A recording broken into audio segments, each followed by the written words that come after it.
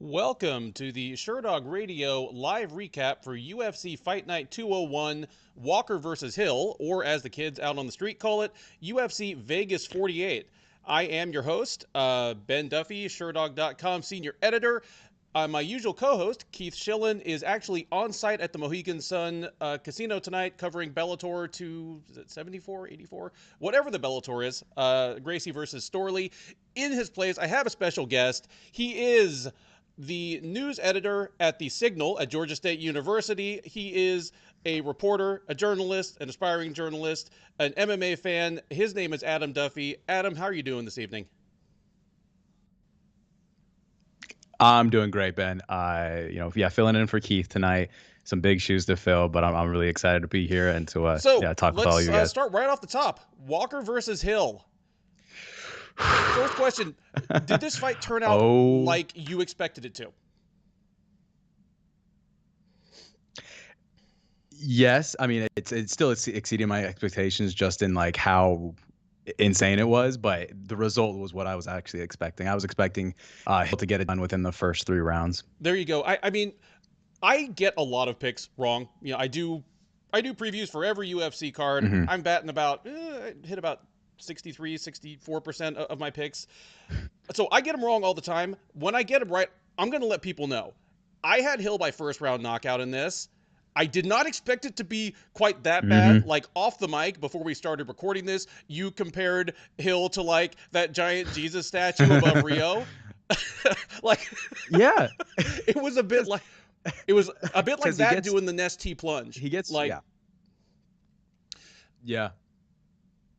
He was T-posing on his way down. It's because, I mean, he gets rocked and then he like postures up, but then he's still out. And just I told you this before, but the still of him hitting the cage is just the gnarliest picture.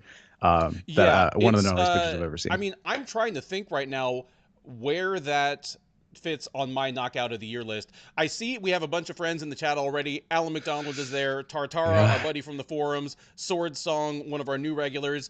Let us know, where does this fit on your knockouts of the year for 2022 so far? Oof. But I mean, Walker, you know, he debuted in the UFC with 4 straight wins.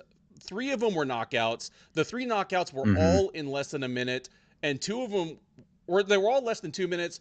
The last 2 were less than a minute, and a couple of them, like Alonzo Menefield and Misha Serkinov, they're borderline top 10 guys. I mean, he was a sensation, and then I think everybody just sort of figured it out. I mean, he's got incredible physical tools. Yeah. I flinched every time he landed one of those kicks that kind of like clattered off of Hill's guard, because I'm thinking Hill got his arm broke 2 fights ago. I mean, the tools Walker has, the amount of power he generates, just the sheer size the guy has, but he's so wild.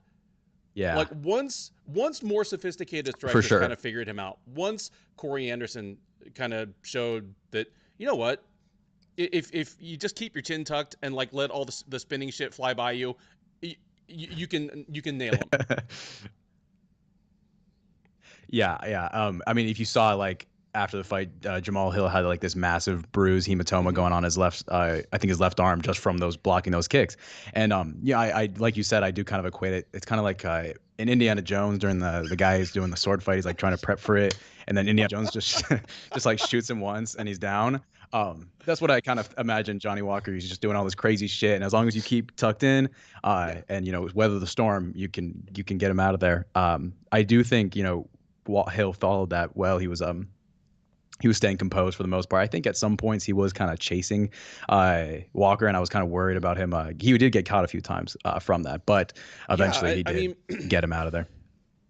So Hill now, he's won 4 of his last 5, and the only one he lost was the broken arm fight against Paul Craig. And you know what? Paul Craig he's just going to armbar some people. That's what he does. What's the ceiling on Hill at this point? Is he a top 10 guy in your mind? Top 10 guy? I think so. Yeah. I mean, man, when we'll get into the kind of the rankings later when we talk about, who he should fight next. But I mean, when you look at between him and like the top 5, even like you're looking at all the guys there, and I'm thinking to myself like, yeah, he could probably beat most of them, and I think he's definitely I top think he five has material. top 5 upside. I want to see him again against Mm. more wrestlers and grapplers, because the problem in the Craig fight to me wasn't that Craig managed to submit him, because again, Craig submitted Magomed Ankalaev, who I think is probably a future champ, but that he got him down so easily and so Yeah, quickly. yeah, yeah, yeah. Definitely, I think he it needs to be tested in that way. I mean, what do you think should be next for him? He can't take too much of a step back. Right now, going into this fight, Walker was the number 10 light heavyweight by the UFC's rankings. He was, I think, number 15 in the Sherdog rankings, Mm-hmm. but Sherdog includes, obviously every organization, and it just so happens that Bellator has like 3 or 4 of the top 10 light Mm-hmm. heavyweights in the world. So he's top 10, top 15. They do. Like, They do. what do you do with him next? Yeah. Sorry, do with Jamal Hill. I think there are a few candidates that stick out in my mind. Obviously, I do think he's from that sort of low 50, like teen and sub 15 rankings. He's definitely put himself to the forefront of that. Besides that sort of Paul Craig fight, and so I think you have to look up for that. And if you look at like the top 5, top 6 of light heavyweight, it's pretty strong right now. I mean, Magomed Ankalaev is 6, and I think that would be just a pretty big step up, and he's obviously already fighting in a few months. So I think you have two kind of good candidates in Dominic Reyes and Volkan I like Ozdemir. either of those. Those are guys with good name value. They're guys that they themselves are not in the immediate title picture because they've had a couple losses recently. I don't hate that at all. We got Luke Wilson recommending Ozdemir, RC Kim recommending Anthony Smith. I like either of those. If you want, the only question is when either of those guys is ready to go. Yeah. Weirdly enough, Dom Reyes it's almost been a year since he was in there with Prohaska, which feels not that long ago. But he obviously said that he'd be taking time off after that fight, and maybe coming on just a little over a year, maybe he'll feel ready to come back. We just talked about Ankalaev. He and Thiago Santos are fighting in a couple of weeks.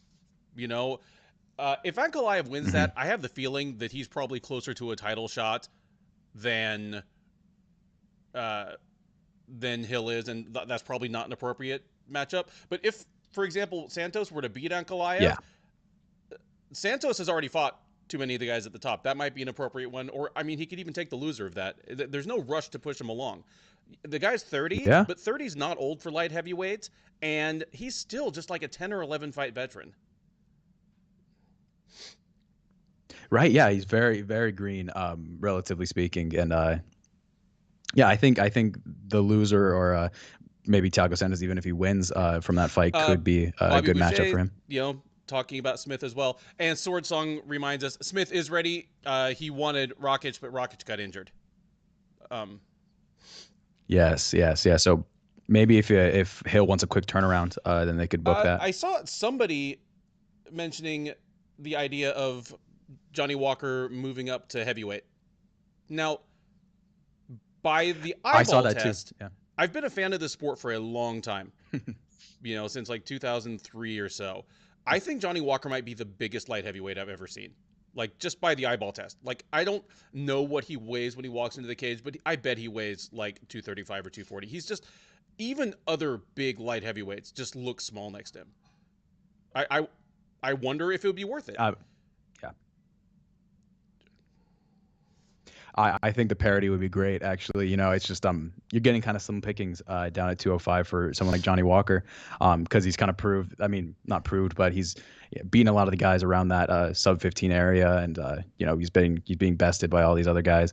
A move to heavyweight would definitely be interesting, and he is ginormous. In my even smaller view of light heavyweights that I've seen, he's definitely the biggest. But I hadn't really thought about that. I was thinking about different people he might be able to fight at 205, but a move to heavyweight it might be interesting, because at heavyweight he's going to be fighting less skilled guys. He's still going to have reach on just about everybody. I mean, it's not like he'd be a small heavyweight.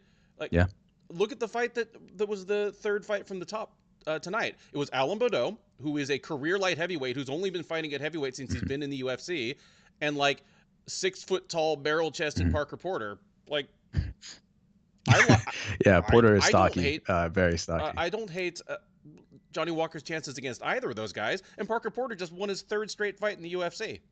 Like, Yeah. yeah. I mean, any other No, thoughts that's interesting. about the main event? No, let me see. I do think something I thought that was funny was I saw John Kavanaugh's reaction directly after the knockout. You could see sort of their campsite. He's always been a very unexpressionless thing, even when Conor knocks out Aldo. He's always just kind of like either a little happy, but you see his face is just so sad. It's I thought that was something worth I noting, mean, but nothing else. it's I think that sums up would most have Johnny to Walker be fans right now. like a trying thing to be his coach.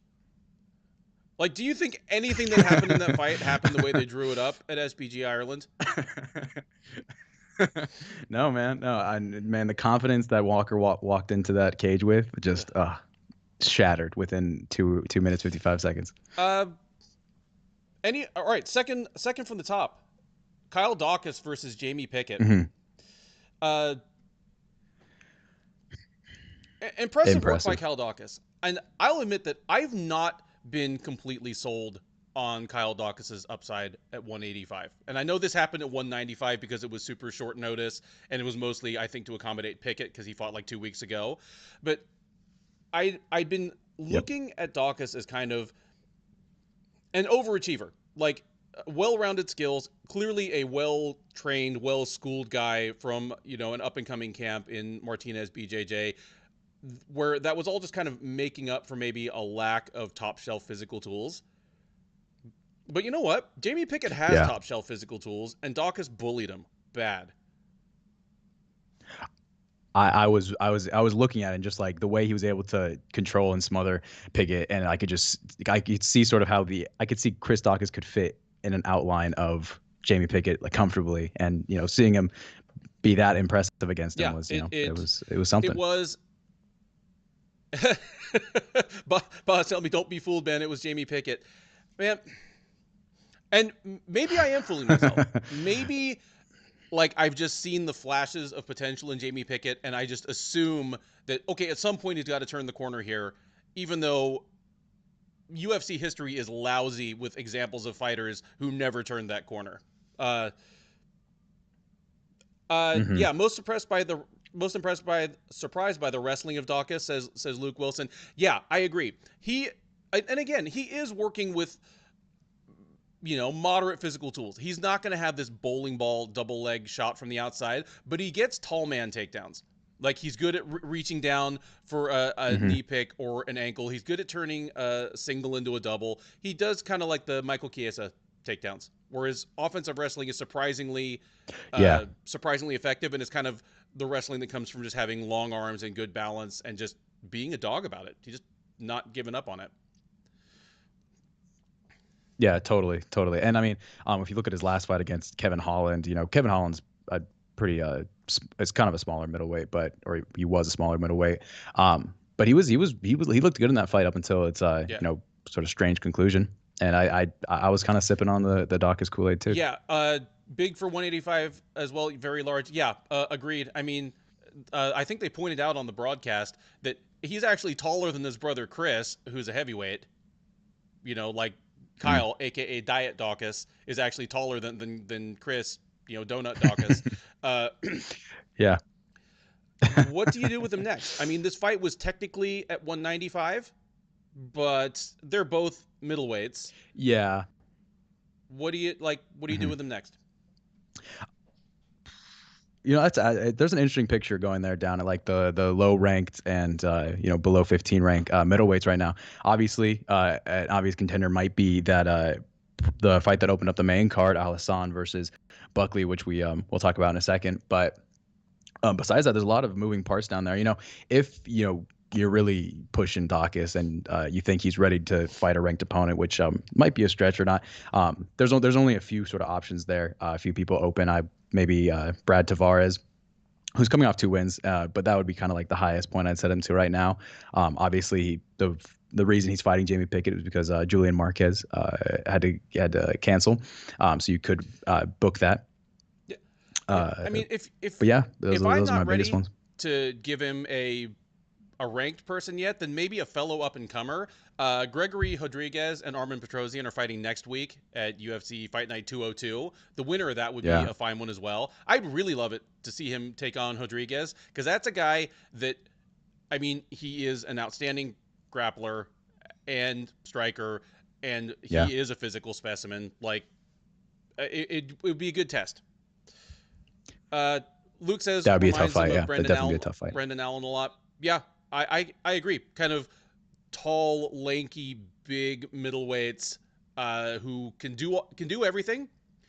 I think at this point, I mean, up until this fight, I would have said that Kyle Dawkis is the slightly downgraded version of Brendan Allen, but I'm not dead sure of that anymore. I think Brendan Allen might be the one who's lagging behind a little bit in putting everything together. Yeah. I think Chris Dawkis has had a way. Kyle Dawkis, sorry, has had a better run of form recently. You guys in the chat, like, if you have any strong feelings about what you think the UFC should do next with Kyle Dawkis, by all means, let us know. Edmund Shabazian. Oh, Mary Chang. Why are you hating on Edmund that way? Edmund needs a softball. Keith is not here. Keith is not here to stand up and stand on this hill. So I'll say it for him. Like, the UFC, if they really value some of these prospects, they would do well to give them a little bit of a breather. Like, UFC is just all about like feeding the old lions to the young lions. Like,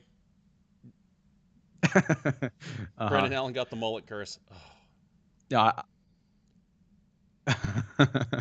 I do think that the UFC does put some of their prospects through the ringer, definitely. About that submission, by the way, the Jamie Pickett, Kyle's submission. That was extremely insane. I was trying to think if that's like one of the later in-round submissions we've ever seen. We've had a few buzzer beater submissions over the years. I mean, we just finished talking about Paul Craig. He tapped out Ankalaev with 1 second left in the 3rd round. You know, and that's still probably the only 5 seconds of any fight that Ankalaev has lost since he's been in the UFC.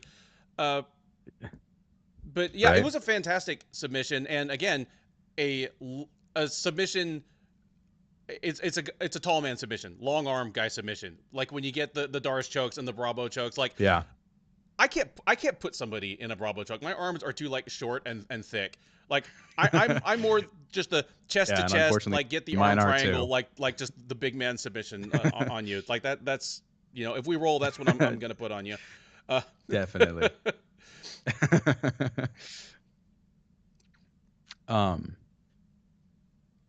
Crap! I totally forgot what I was gonna say.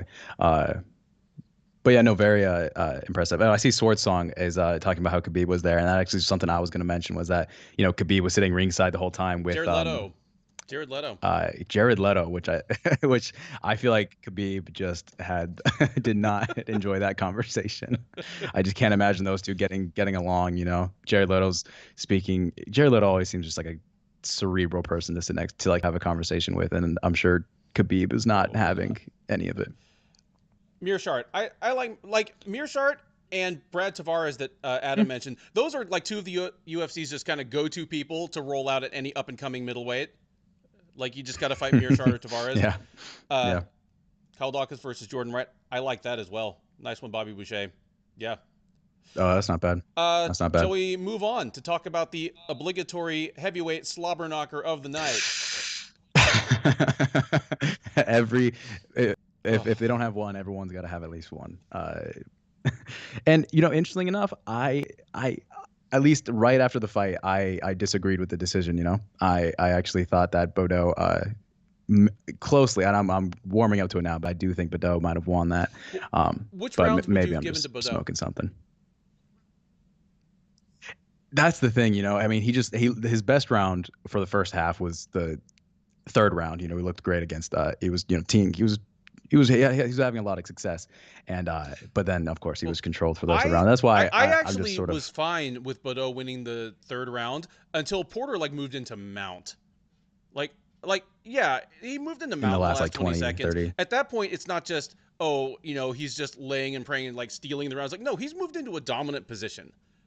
Uh, yeah. Yeah, I mean, So give it 20 more seconds, I mean, probably might have been able to. Porter is a nice It's story. fair. At this point, he's won 3 straight fights, which, I mean, it's the UFC heavyweight Yeah. division. Anyone is 4 wins away from the top 10.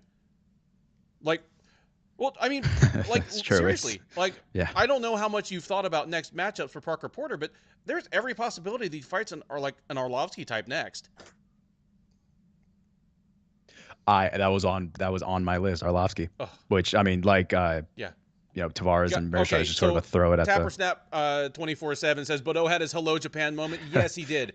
Like as soon as Bodo did his little like victory dance and started taunting, I was like, dude, if you lose this round now, this is going to be like a serious, like that's going to be one of the fail moments of the year. Sure. And sure enough, he got taken down, couldn't get back up.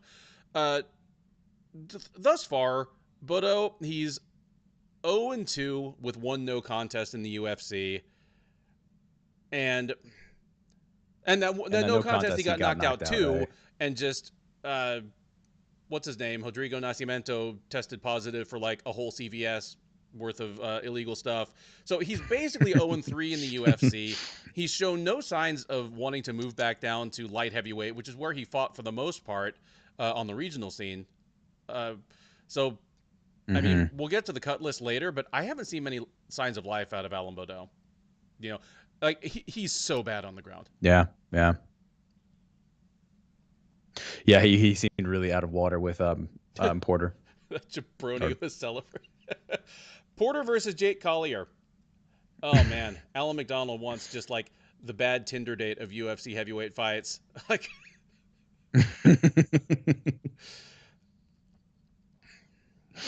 the obligatory Put it as the slobber knocker, obligatory, just heavyweight first slugfest on a main card for no apparent reason. Yeah, no, it was a bad fight. That's the thing about unranked UFC heavyweight fights. Sometimes at least you just get a quick knockout or something spectacular happens, but it was dull for long stretches.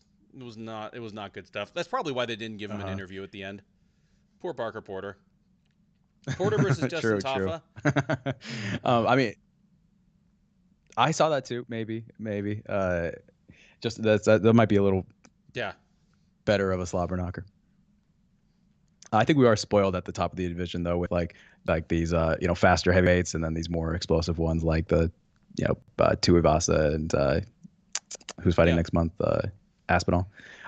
So yeah, you always forget that the other 40 heavyweights in the company ago, are. It was just so miserable. Like there was nobody in the top 25 under the age of 30. Like Curtis Blades was the only one that was even around 30. And just recently, now you've got like the Aspinalls, the Chris Dawkis that have come along, and there's been a youth movement, and it's finally an interesting place again. Any other thoughts on this one before we move to the people's main event? Well, I do. I just for a potential matchup for Porter, Chris Barnett is fighting, I think, in a month or so. And he's become a fan favorite ever since his knockout of was it John Vellante or something? And all that. And interestingly enough, he actually lives an hour away from me in Athens. So I just thought I'd flex that out there. But I also think that'd be that you might just want be to see a this fight like to make. 5'9" heavyweight do like a wheel kick and knock a man out. I can respect that. I really do. But yeah, no, we can go on to the next one, which is a good one. When Roxanne Modafferi fought Casey O'Neill a couple weeks ago, and I was like, this will be the biggest disparity in UFC experience that you see in a fight all year. I forgot that this fight was happening. Jim Miller, in his 39th UFC bout, takes on Nicholas Mota in his UFC debut. That is the biggest disparity in octagon experience that you will see in a fight possibly ever. I had Nicholas Mota in this one. I thought he was going to beat Miller. I thought he was going to beat Miller probably by knockout within the first round or two. And I was dead wrong. And I knew I was wrong within the first 90 seconds of the fight because Mota's approach, it was so bad. Like, just not checking the leg kicks. Oof, yeah, when those just kept cracking. on the inside leg right there. You can see this, it's starting to swell during the round, and then his movement instantly Yeah. just slows down. And then when Jim Miller tanks that, what was it, right hand, and he doesn't even get off his feet. He like rolls on his feet. He's on like the corner of his feet, and he goes back. I was, I was extremely impressed, and yeah, man, he got it done, which is just very impressive. I mean, he made his pro debut when I was still in diapers, and like to see him, still knocking out guys 10 years younger than him. Bravo. Just And bravo to Jim Miller, he's really. he's pulling out new things. This was his 51st fight, and these are the first back-to-back knockouts of his entire career.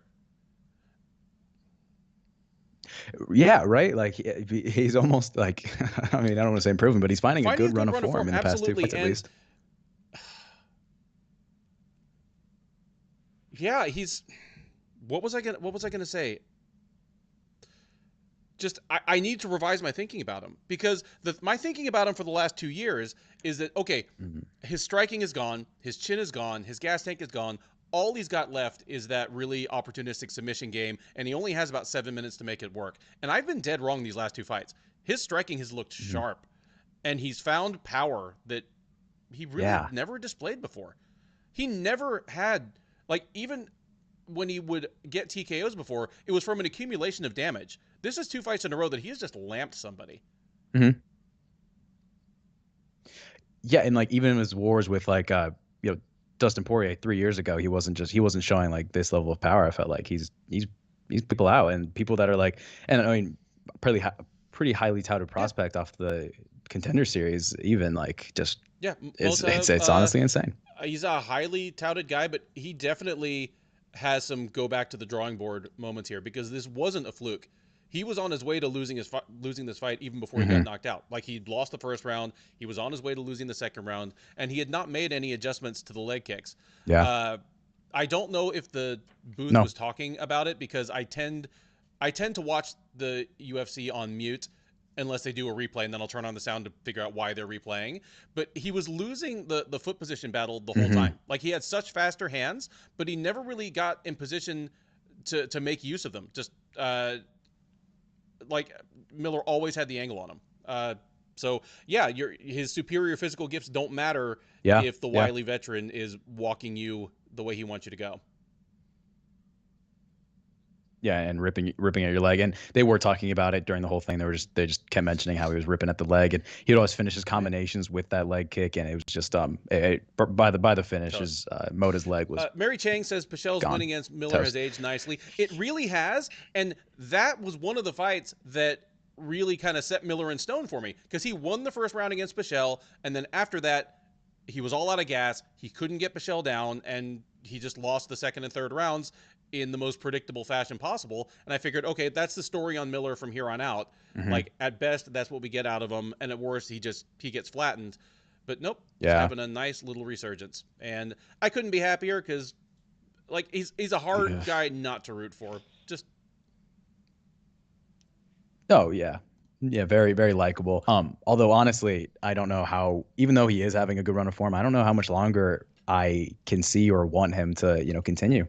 It's just, he's now tied for the most wins in UFC history with Donald Cerrone, and it's Cerrone isn't fighting 4 times a year anymore. I mean, Miller could actually, and then there were 2, because a couple of years ago it was, Miller, Cerrone, Diego Sanchez, and Joe Lozon, and Lozon's gone, Sanchez is gone. Now it's just 2.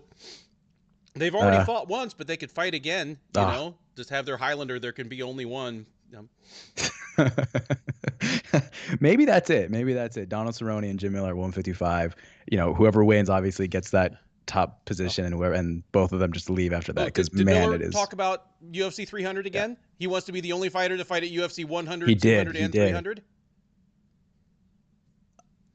Yeah, he did say that in his post-fight interview. He did say 300. I totally forgot about that, maybe but maybe that's the milestone. I think it'd be funny if, just to ruin things for him, like George St. Pierre comes back for like one more fight at UFC 300, or like Brock Lesnar, like 44 years old, just comes back for one more. But 300, that's in like 2.5 years. He'll be like he'd be 41 almost, probably. At this speed, they're doing 12 or 13 pay-per-views. Yeah. Yeah. I mean, opening the main card of 300 with Cerrone versus Miller. Let's do it. Hopefully Cerrone's retired by then.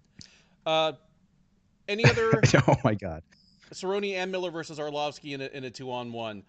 Boz, Boz, I wonder who takes that. Sherdog associate editor Jay Petrie and I will suggest that to Full Metal Dojo for like Fight Circus 11 or whatever. Tapper Snap is his name. Put him on $2.99.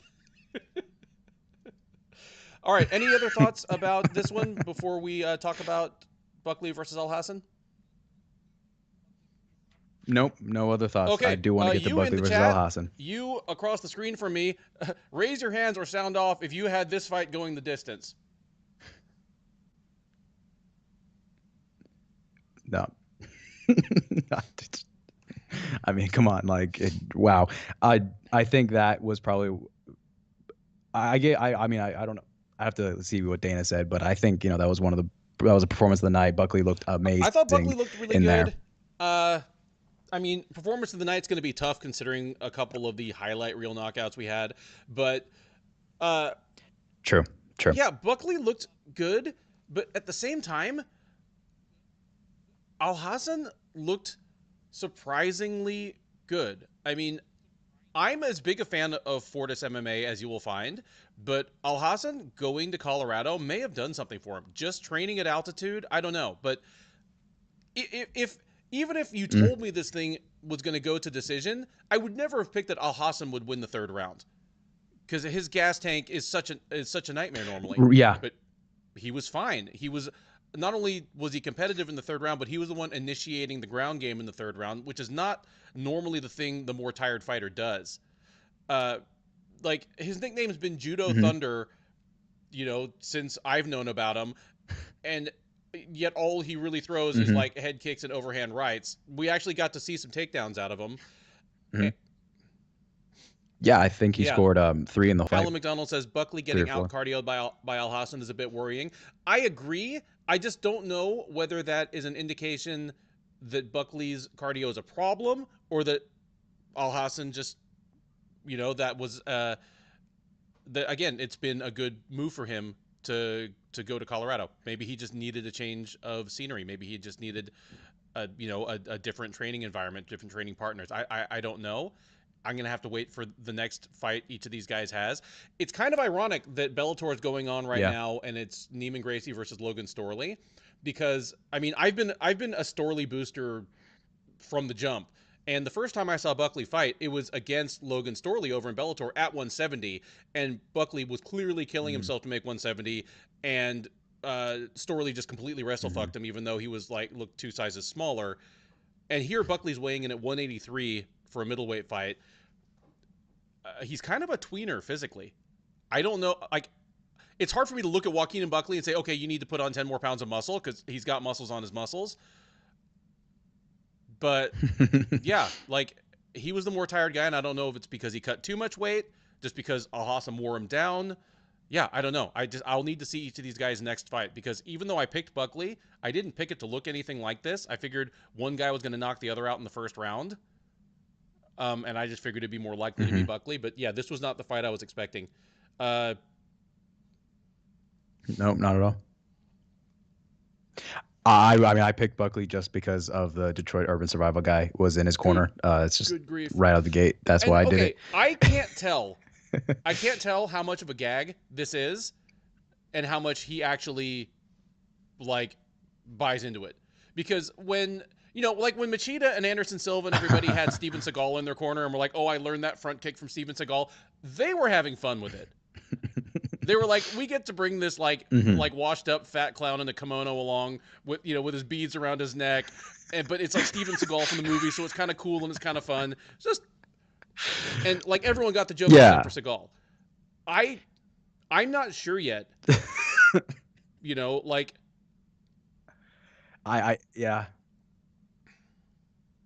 I don't know who's on that side. Is Buckley just sort of doing it for the publicity? He said that in his post-fight interview that it's because he's brought him in his corner. He's got all this publicity on his fight. It's his most watched fight. And I just don't know who's being serious and who's doing a bit. But it's awesome. Certainly, Dale Brown enters like the coaching like Hall of Fame Mount Rushmore along with like Mike Perry's girlfriend, Josh Fabia for for Yes. Diego Sanchez, certainly Yeah. Yeah. Sensei Seagal. Uh, yeah, Yes. Yes. Undefeated as undefeated a as a coach. MMA as You a know, coach.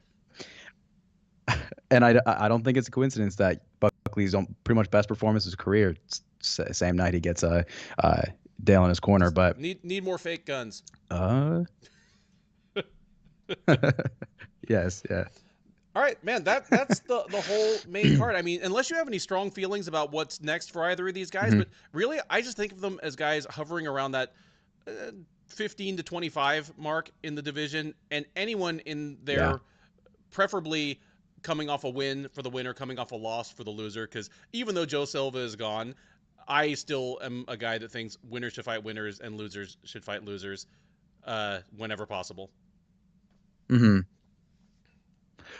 Yeah, yeah, definitely a good metric to follow. But and no, I pretty much have the same things to say about him and Dawkis. Just they're both hovering around the same area.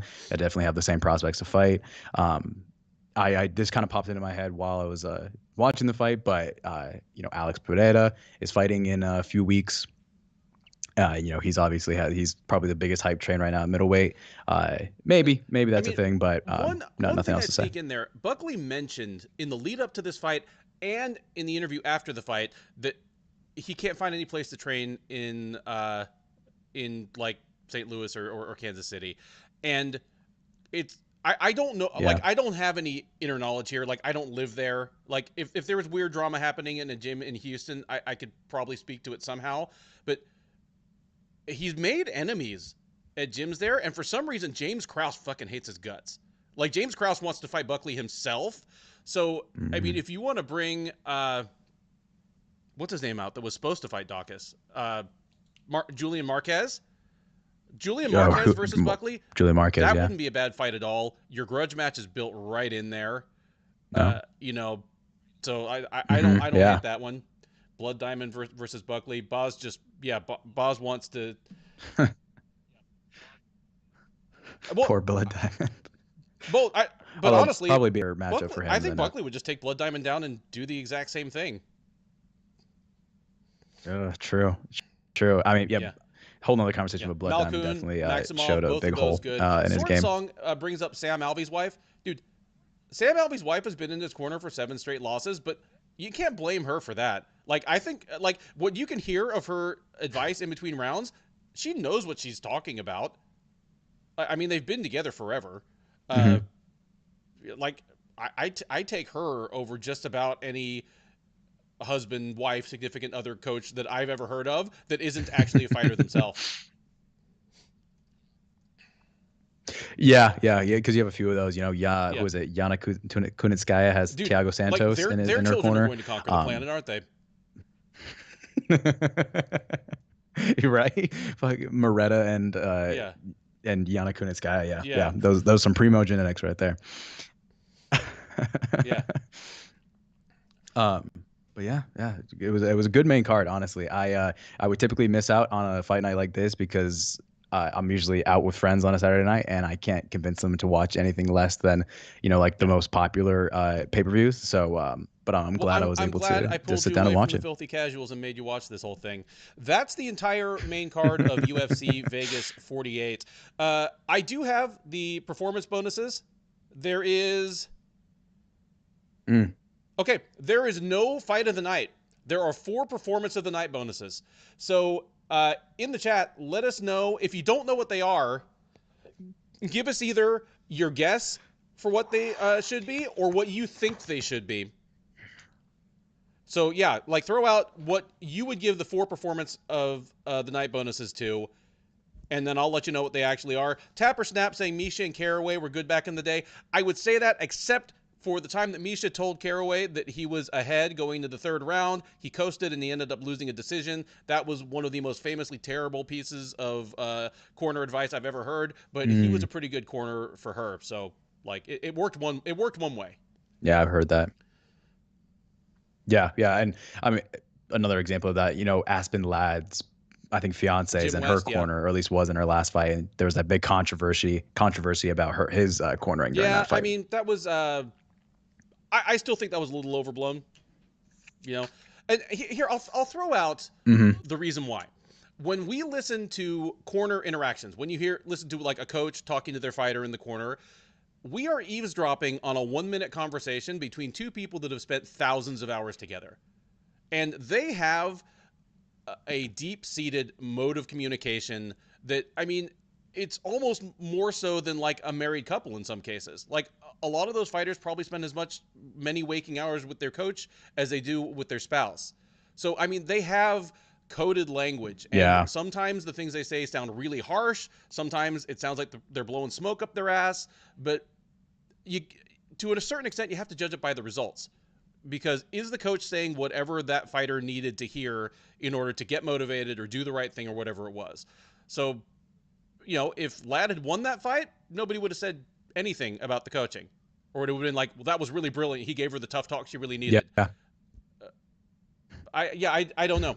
I'm more concerned fair. that she's been at that camp for basically her whole career and cannot get her weight under control.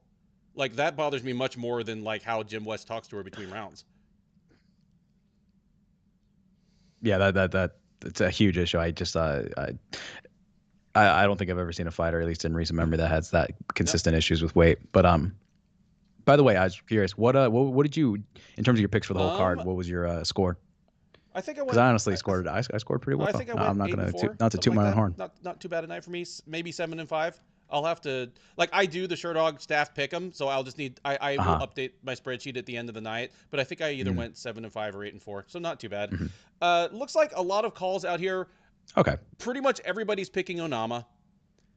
Got a bunch for Hill. Great performance from Onama.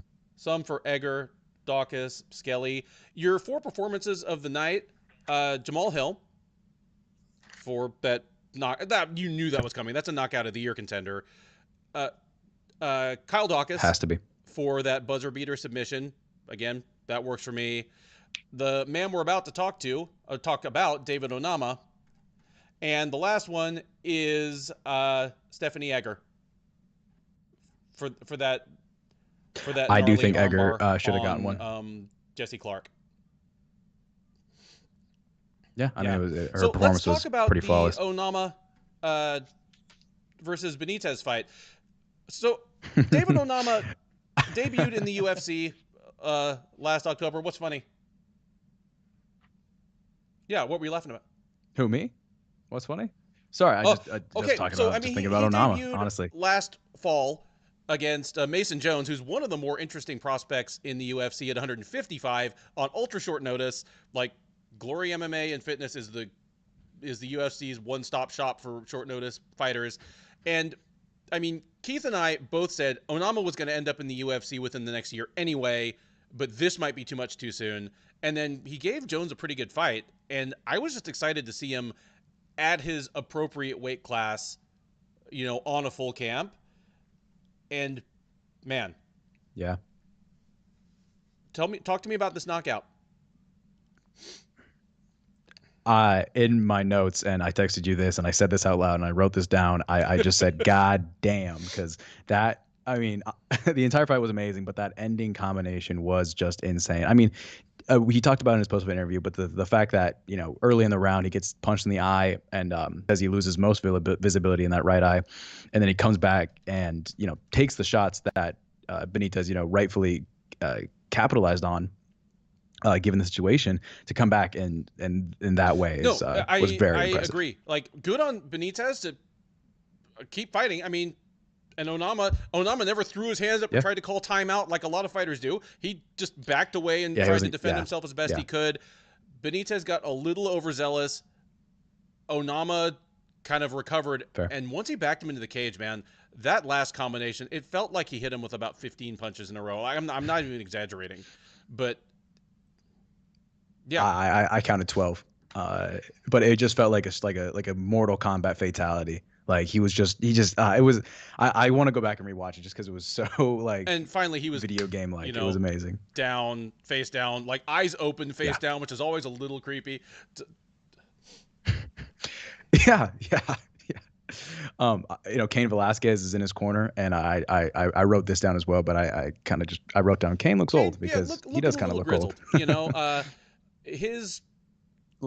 I mean, I always think of Kane as a guy who, he always had an instant golden ticket to, dude, if you're healthy, if your knees are not being held together with duct tape, you're always one fight away from a UFC heavyweight title shot. I'm not sure that's the case anymore. I don't want to get sidetracked into too much of a Kane discussion because Yeah, I'm about of as course. big a Kane fanboy as you'll find. Like, I will not argue that Cain Velasquez is the greatest Mm, heavyweight of all time. He was injured too often.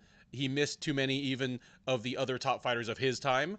But I think he might have been the best heavyweight ever. I think mm. healthy Kane in about 2013 would have beaten any other man who ever walked the planet. So that's all I'll say. Wow. Okay. Mike S drops Okay. in and says, Okay. pretty good UFC fight night. I agree. On paper, it was hot garbage. On paper, there were only 2 fights on the entire card between fighters with winning records in the UFC, and there's only 1 fight on the entire card between 2 fighters that were both ranked by the UFC. I mean, Oh, this yep. was basically a prelims Yeah. with no main card on top of it, but the actual in-cage product turned out pretty good. Yeah. We'll give this thing a letter grade at the end, but I'm going to end up giving it a better grade than I expected it to. Yeah, still with Bellator main Same to here. go. If Same here. anything interesting happens in the Bellator main, like by all means, let us know here. Like I'll probably speed through the Bellator card tonight. Like I'll skip all the human sacrifice weigh-ins. Jesse Clark versus Stephanie Egger. Ah, man. I think I might be able to speak for some people in the chat when I say, Jesse Clark is a fan favorite amongst amongst some UFC fans.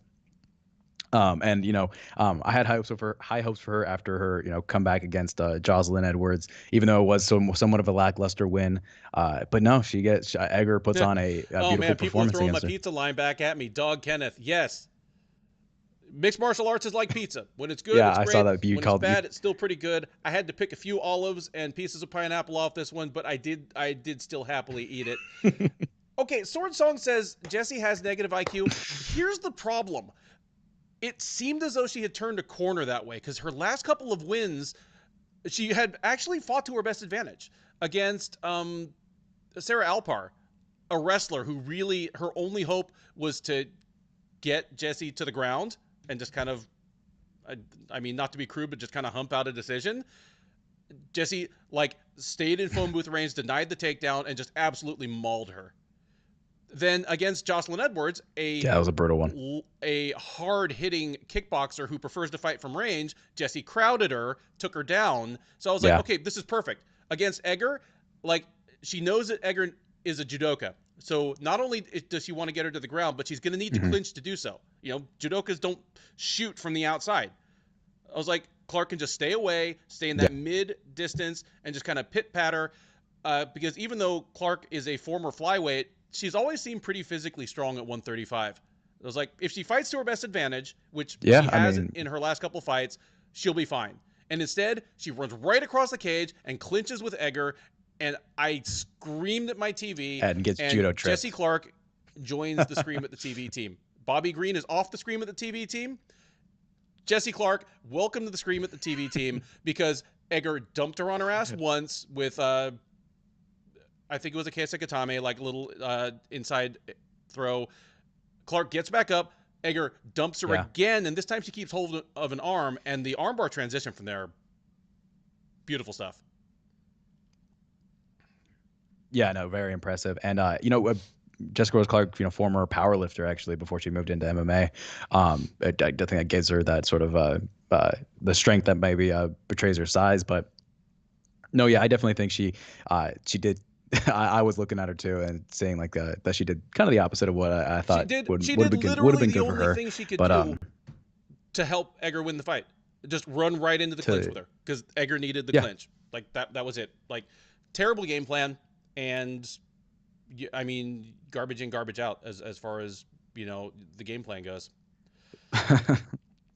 Yeah, definitely. I have to remind myself that Stephanie Egger is actually younger than Jesse Clark. I look at her, and for some reason I just keep thinking she's 36 or 37, but she's not that old. And 135 is a wide open division. I mean, It's another of those divisions where you string together is. 2 or 3 wins and you're fighting a top 10 fighter. I still think Egger's striking is ugly. Yeah. But she's come along pretty well for someone who I think Yeah. only has like 9 fights under her belt right now. Yeah, still pretty green. And I think welcome to the chat, Keith Shillan. Is he doing that straight from I imagine he's from at the, Connecticut I guess right the now? Wi-Fi at the Mohegan Sun is better than at the Toyota Center.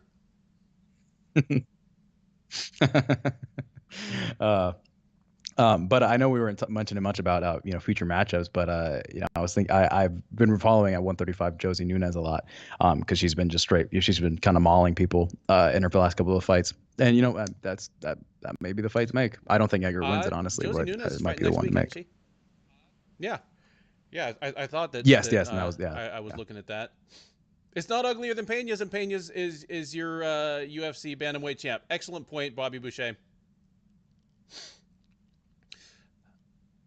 Any other thoughts on Clark versus Egger before we talk about the swan song of Chaz Skelly? Nope, nothing else to say. Chaz Skelly, I mean, he told us going into this that it's probably his last fight. Just, he's quote unquote only 36, but clearly his body's been given out on him. This was his first fight in 2.5 years. When he's on, he's a good fighter. Like when he's on, he really reminds me of Darren Elkins, like a guy who's big for the weight class and strong, not terribly athletic, but just a super grinder with tons of endurance, super durable. Yeah. And, likes to pull guys into deep waters and tap them out. Like kind of a Texan Darren Elkins. If this was his swan song, what a good one, because, got to show off a little bit of stuff on the feet. That knee that he caught Striegel with. Oh yeah, I mean straight up the middle, like that. I mean, that was a feat of athleticism that sort of portrays his, Ben Askren's cousin looking sort of physique, honestly. And I mean, Sword Song just said it, Ben Askren V2, and the resemblance is kind of uncanny, but put on a great performance. I picked Striegel just because of that aforementioned sort of physical appearance, as well as that 2-year layoff. But no, he performed well, and I think if this is his last fight, then good note to end it on. Skelly only ever really lost to good fighters. It's not like he has bad losses on his resume. Like I heavily favor him to beat Mark Striegel because he's never lost to anyone on Striegel's level. Like Striegel it's still up in the air whether he's even UFC level. Whereas Skelly's only ever lost to at least top 10-ish at the time guys. Like I know Jason Knight didn't end up great. He ended up in BKFC, but for a while there he was a world beater. Yeah, I obviously wasn't around when Chase was still active, and so I was just not as familiar with. Alan that McDonald form. says good for Chaz Skelly, king of the trailer park. Oh man. You see his post-fight interview. He's talking about his roofing company. He says he's gonna give Paul Felder a good deal on his new roof. Yeah, I mean, all you need to know about Striegel is he's a Filipino and one championship didn't sign him. Otherwise, he'd be their atomweight champ right now. Yeah. Who cares what he weighs?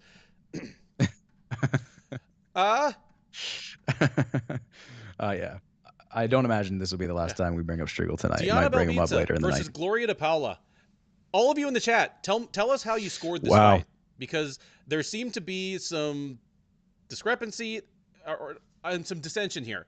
Like I was on Sherdog's official scoring team for this, and people on Twitter were letting me have it. So all of you, let me know how you scored Diana Belbita versus Gloria DePaula.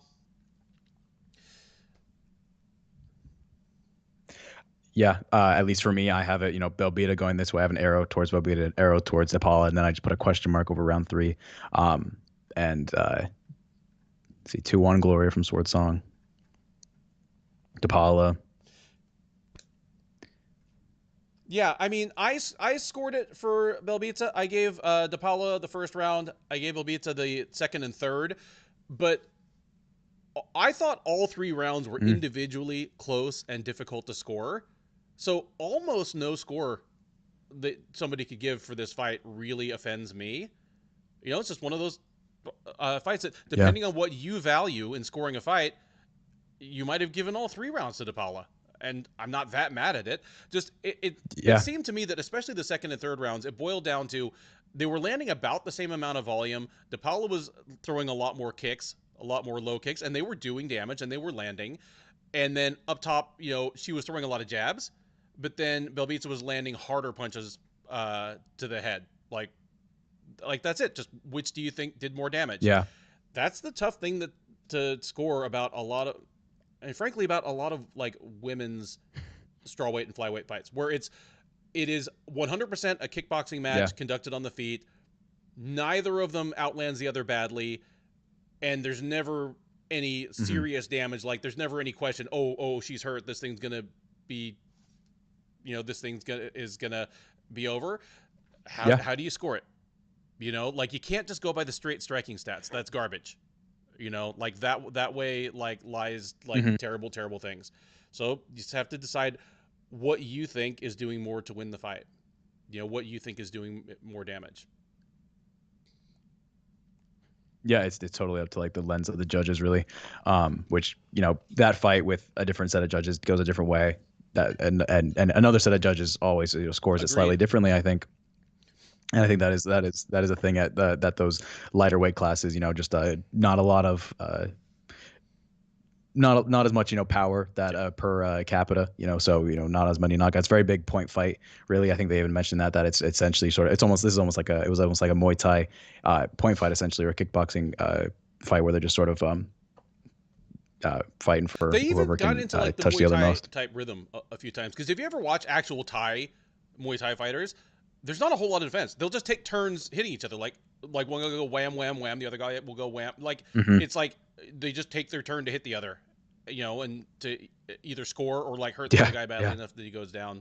Boz says he's happy to Paula one so that neither one gets cut. Okay. True. DePaula was going to be on my on like my prospective cuts, but she is saved herself by the skin of her teeth.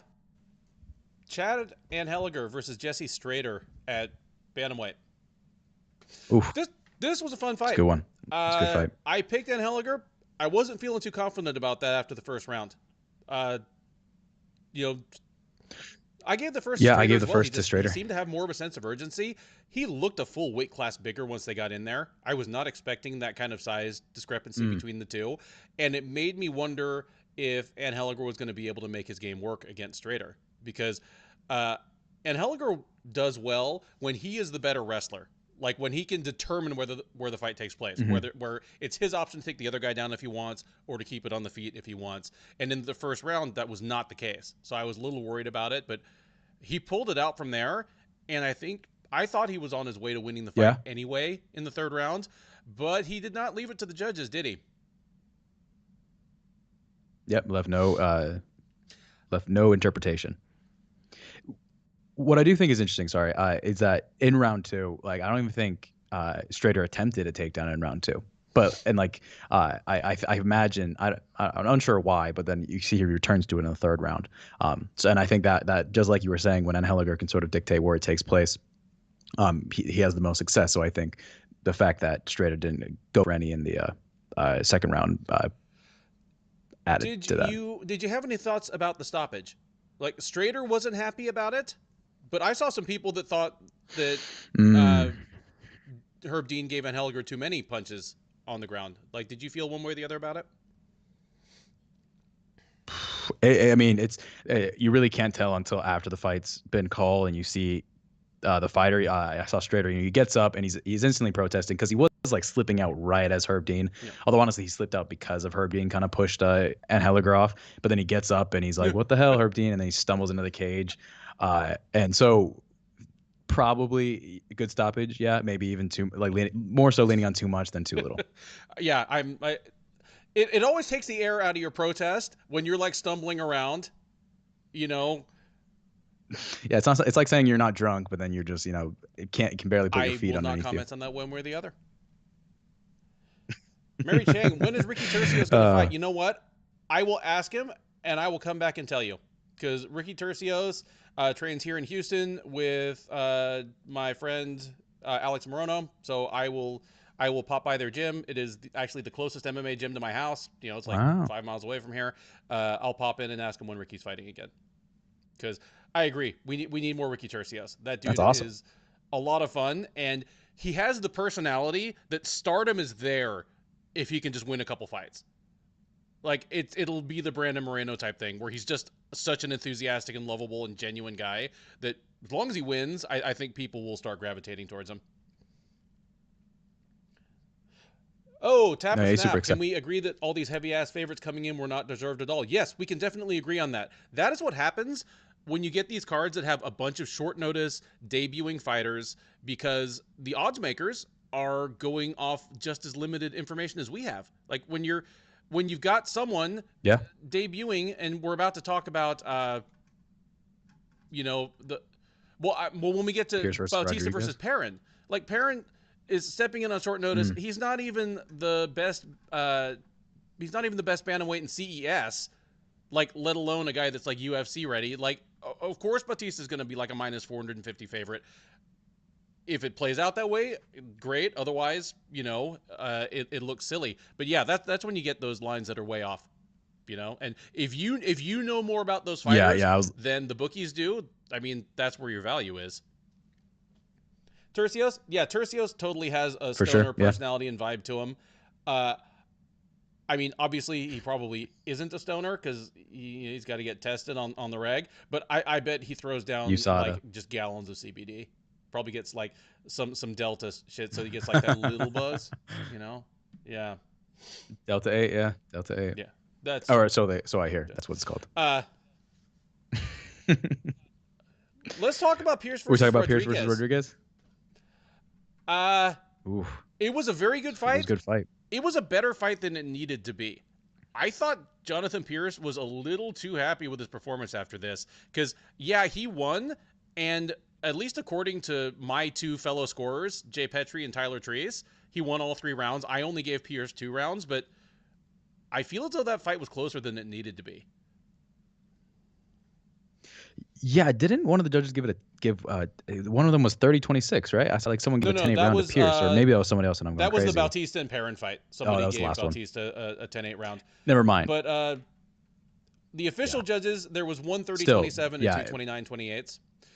I mean, I'm not even mad at Pierce winning all 3 rounds necessarily, but like I thought the individual rounds were closer than they needed to be. Pierce looked exhausted at the end. He won. But he won in a fight where he was heavily favored. I agree with Sword Song that he has serious gaps in his defense. And more importantly, 145 is an absolutely murderous division. It is at worst the 3rd best division in the sport. It might be the 2nd best division in the sport right now. Yeah. And I didn't see much from Pierce that made me want to see him against a top 15 guy immediately. I still think he has some work to do.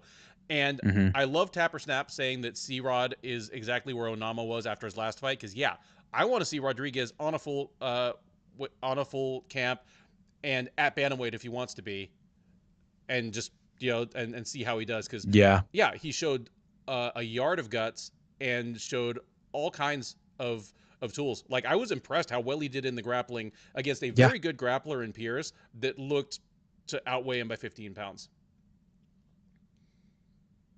I mean, Pierce, I think he got caught in a submission, like in each round, or close to a submission in each round. Rodriguez, honestly, I feel like he lost the fight. I think his stock goes up more than Pierce's, relatively speaking. Very, very much like because Onama, he was really impressive. Fighting against Mason Jones, like great comparison. Tapper Snap. Any other thoughts about that one? Yeah. No, nothing else. Okay, so the opening bout of the evening, Mario Bautista versus Jay Perrin. I actually didn't watch this live because I was stuck in traffic, and Sherdog editor-in-chief, my boss, Mike Fridley, had to jump in and score this one for me. I did blow through it once I got in my seat, but I mean, talk to me about this one. It looked like a pretty straightforward win for Bautista to me. I didn't see a 10-8 round in it, but anything that surprised you? Yeah, I'd be curious to go back and see which round was a 10-8 because I did give all three to Batista, and It was the all of third them were round. very It convincing was the third 10-9s. Don't know round, which one was the and 10-8. the judge who A gave the third 10-8 round. round was Adelaide Bird, who is, well known to be a nightmare. But Hmm. But essentially, I mean, in the first minute, I think he throws two flying knees. I don't think either of them really connect, but Batista came out and he was extremely explosive. It was extremely fun watching him go out there. He's a on like it was a good way to open the card. I think he's probably one of the most exciting it's always fighters on interesting to the see card tonight. how a fighter reacts when they get a short notice opponent stepping up, because the opponent stepping up on short notice, they basically have nothing to lose. If you step up on short notice, you're basically guaranteed at least one more, if not two more fights in the octagon. Like, it doesn't matter if you lose. It almost doesn't matter if you miss weight. Like, you're doing the company a solid. Yeah. But the fighter who's accepting the late notice opponents, they have a lot more to lose because you're expected to win. You're almost always going to be a big favorite, which, Bautista was. So some fighters will go in with a very conservative approach and just be like, okay, just survive and advance because I don't want to be the dude that got knocked out by, a guy that was fighting in CFFC 6 weeks ago. Others are like, well, if I'm a minus 450 favorite, I got to do more than just win to raise my stock. And they go out and try to get a highlight reel finish, which it sounds like that's what Bautista did. And based on his body of work, that doesn't surprise me at all. Yeah. Like, Bautista's an action guy. Mm. Yeah, for sure. He's a monster in there. And yeah, you definitely have that pressure on you when a short notice comes in, and sometimes it works, sometimes it doesn't. Was it Phil Haas got knocked out by Chris Curtis on short notice, and everyone kind of laughed at Phil Haas, unfortunately. The short notice replacement's always in a good spot. Petition for USADA to start testing judges. As long as they don't start testing journalists, I am 100% down with that. But I can do my job, like, while under the influence of whatever. So yeah, Bobby Boucher plays himself by admitting he watched that PFL shit show earlier this week. Like 4 fights in 4 hours. Like, PFL managed to make their pacing even worse. I don't even want to get on it right now, or I'll get upset. Right. I'll have to look this up after the fight. That is the entire 12-fight card of UFC Vegas 48. Now it's time for the fun stuff. We got the cut list. We got Bulls and Bears. Shall we do the cut list first? Okay. Sure. Yeah. My cut list has 2 fighters on it.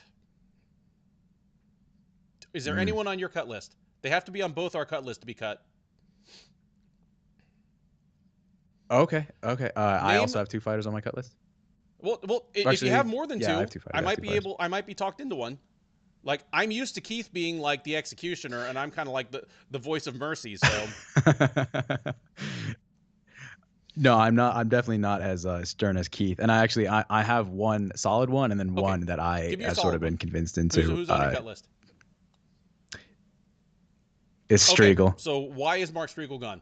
I'm not disagreeing. I'm just asking. Okay, Mark Striegel. I mean, it's just well, I mean, this was like a 13-month return against. I mean, obviously he was the underdog against Skelly, but still, and I just don't think his performance was. I was not super impressed with his performance, and I just don't want to say like he's not UFC material, but it's just he's not UFC material. I mean, there are tens of thousands of professional mixed martial artists in the world. There are about 600 on UFC roster, and Mark Striegel has to go for the next good prospect to step up. So if Mark Striegel isn't UFC material, just say it, man. You'll feel better. Fair enough. Yeah. When you put it like that, I mean, there are so many, guys on other promotions or regional guys that Mark Striegel was on my cut list as well. So he is on this week, the Duffy and Duffy cut list. Farewell, Mark Striegel. Have fun and one championship. Who else is on yours? Poor guy. I still half on this because I kind of sipped the Kool-Aid on MMA Factory guys, but I did say Bordeaux. Pretty much for the same reasons as Striegel. Maybe not cut list. Maybe just lay off the donuts and maybe go back to 205. it may sound rude, but he's definitely he's questioning for me. I'm thinking it is now 0-2 with 1 no contest in the UFC. Getting wasted by Tom Aspinall is not no shame. Like, I think Aspinall is at least a future title contender. Nope. He got blank. I mean, he gave Parker Porter a decent fight. Yeah, I mean, yeah, he can stay. I would certainly ask him to seriously consider moving back down to light heavyweight, because, dude, his ground game is bad. It's bad. Yeah, it was pretty bad. I mean, I do think a few of his sprawls were decent. Parker a few Porter. of his going for the takedown. Like Parker Porter, Parker Porter's a fun story, but like, he is like a thick brawler. Like, Parker Porter should have gotten 0 takedowns against him. Yeah. But anyway, he can stay. Fair. Notably totally. When you look absent like from that. my cut list is Abdulrazak Alhassan. I thought he looked impressive enough in defeat that seems to have signs of life and of kind of retooling his game at his new camp. I'd like to see another fight out of Abdulrazak Alhassan. Yeah, weirdly enough, I think he showed things he's never shown before. I mean, obviously, this is the only fight where he's actually won like a round that wasn't the first round and wasn't a knockout. And so I thought he looked really good, and I think he has has enough of like a family style that to keep him on. Let's move on to the Bulls and the Bears. Things or people whose stock is up or down. Which would you like to do first, Bulls or Bears? Yep, Bulls is up. Bulls is up, right? Okay. Okay, and do you want to go first? We can do Bulls first. First. Let's do Bulls. All right. You can go first this time. Bulls. Things whose stock is up. Most obvious one, I'm not going to go most obvious because these are from bottom to top, but Stephanie Egger. She won a fight in which she was the slight underdog. She showed off elite skills in one facet of MMA that's kind of underplayed. You don't see many just pure judokas out there, like tossing people around and snatching an armbar or a kimura. And finishing skills always in demand. So she got an exciting fight out of Jessica Rose Clark. Number 2, David Onama. I expected him to do better in his return. Again, I didn't expect that. That was a sensational finish. That's one for the highlight reel, and looks like the sky's the limit for him. Number 1, I'm going to go ahead and say Jamal Hill.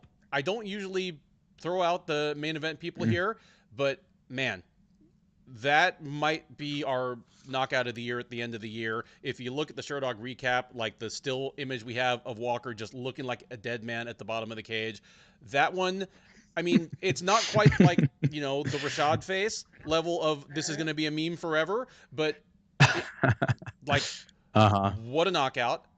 And he's kind of like cresting and brimming with confidence.